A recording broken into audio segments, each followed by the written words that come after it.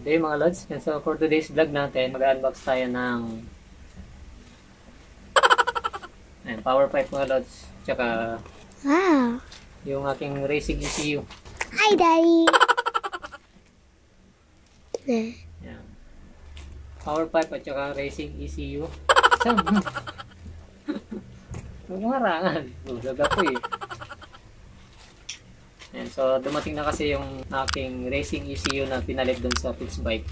Pwede na siya sa mobile tuning mga lods. And ito rin yung pinalit ko dun sa Gen 1 canister ko. No? Nag-power pipe na lang ako.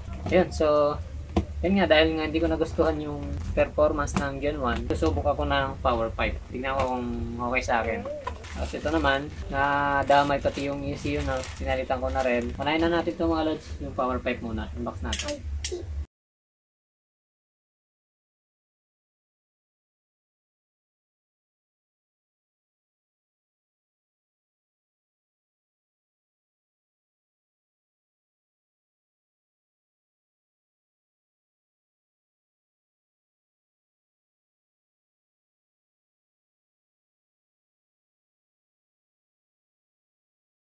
Ito siya mga lods, Red Leo na power pipe. Meron pa siyang balot eh. Kaso may mga gas-gas na ito ah. Tumagos dun sa kanyang protection film. Subukan natin tanggalin.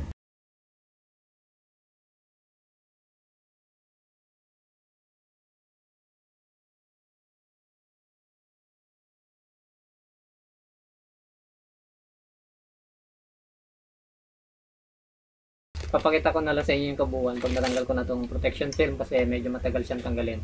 Masyado madikit. Right, ito na siya mga lods. Yung ating Red Leo na power pipe. And so hindi madaling tanggalin yung kanyang protection film. Ito siya, napakadikit. Tapos maraming naiiwang pandikit dito sa kanyang stainless. Tanggalan ko naman siya yan. Okay naman dito. May mga konting dents lang. Ito siya oh. Saka dito sa likod. Ito yung hindi ko nagustuhan sa likod mga lods. Yung kanyang weld, parang ginamitan ng stick weld. Ito. Nakabalot lang kasi itong niya eh. Itong pinaka-canister nakabalot ng stainless. Yung manipis na flat na sheet. Okay naman. Tapos yung pagkakabuild niya, hindi siya ganun kabigat. May kabigatan pero hindi siya kasing bigat ng stock pipe. Kasi nga, ito, diretso na yung butas sa loob. Naka 51mm na canister na removable. May choice kayo kung removable hindi. Ang kinuha ko, yung removable lang. Tapos dalawa yung butas ng kanyang sabitan. Actually may elbow rin nakasama yung isang set. Ang kinuha ko lang kasi is canister lang. Screen type siya. Tapos itong butas niya sa pinaka-exhaust niya, siguro nasa 20 to 25mm. Yung laki. Okay naman. Yun lang hindi ko nagustuhan mga lods. Yung spot talaga dito. Ginamitan lang ng stick weld. Hindi siya tinig. Dapat ganito yung TIG weld. Para sana makinis tignan. Dapat buo na TIG weld yan. Titignan ko na lang sa performance mga lods. Okay naman siya. Ayun, may mga talaga, may mga scratch. Maliliit. Hindi naman ganun kadami. Okay pa rin naman siya. Ito yung aking elbow na 51mm. Salpak natin. Yan, sakto lang mga lods. So, kung mayroon kayong 51mm na big elbow na, plug and play siya dito. Kahit hindi na kayo kumuha ng elbow na kasama. Ito kasi, pinasadya ko itong elbow na to. May bang na. Ang problema, hindi ko pa nagagamit yung bang niyan.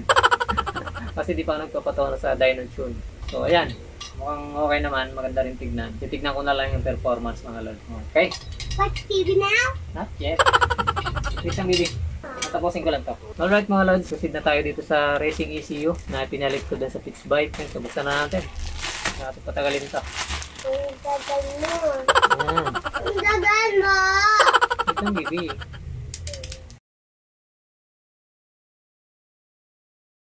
At ito na mga lods yung pinalit ko ng ECU. Ayan. NK mga lods. Full stand next na NK Racing by EcoShop. Alam ko ano na to eh. Ayan, Thailand na siya. Thailand tong NK na full stand neck by EcoShop. Kasi yung mismong EcoShop, Malaysia yata yun. Ayan, sealed pa siya mga lods. Sealed na sealed. Buksan natin. Titignan ko lang kung okay yung salaman. Siguro saka ko na ito mai-test sa motor mga lods.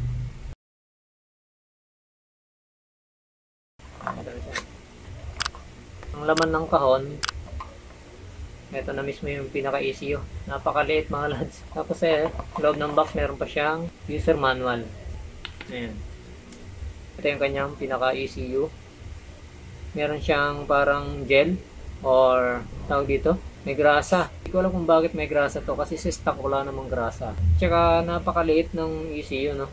Ang liit lang niya. Hindi kagaya ng stock ECU na mas malaki. Tapos, compared dun sa Pitts Bike, sobrang liit na ito compared dun sa Pitts Bike. Pitts Bike kasi ang laki tapos makapal. Ayan, meron siyang barcode. Pwede siya sa laptop, real-time tuning sa laptop, real-time tuning din sa cellphone, sa mobile. Tapos, meron siyang anti-theft, meron din siyang coil booster technology. Pwede niya adjust ito, bar compensate. May rumble idle siya. Isa sa magandang features nito. Tapos, meron siyang tatlong map.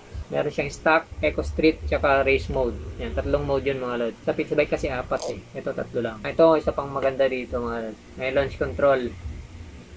Sorry, daliri ko. May launch control. Voice command na rin siya. Pwede. Merong admin password. Pwede mo siyang i-lock. Ito na rin yung anti-theft. Admin password. Mayroon siyang FR wideband indicator. Wideband na yun, hindi siya narrowband. May warranty rin na 1 year. Ayun yung pinaka dito sa ECU na to. No? Kaya karamihan nagpapalit nito dahil dun sa idle rumble 1 to 9 ata to. From 1 to 9 idle rumble. Tapos yun nga, meron siyang launch control at saka anti-lag. Isa yun sa mga hinahanap nila sa ECU na to. Kaya sila kumukuha niyan. Meron pa palang papel dito. Siguro warranty card to. Warranty siguro hindi ko mabasa kasi ano siya, Thai. Hindi ko alam kung anong pinagkaiba nila dun sa Malaysia version. Pero under pa rin to ng ng EcoShop Malaysia. So yun lang naman mga lods, no, para sa video na to. 10 bucks lang tayo na kapalit ng ating racing ECU. Nakaano na tayo, NK na racing ECU by EcoShop full stand next. So yung natin, Pitts Bike ECU naging naging mobile tune ECU pa. Yun, hanggang dito na lang mga lods ng video na to. Unbox lang natin yung ating bagong power pipe na Red Leo. Saka itong racing ECU natin na NK. Yung power pipe na to, iti-testing ko muna sa stock ECU bago ko i-testing dito sa racing ECU mga lods. So, ride safe na lang sa lahat mga lods. Peace!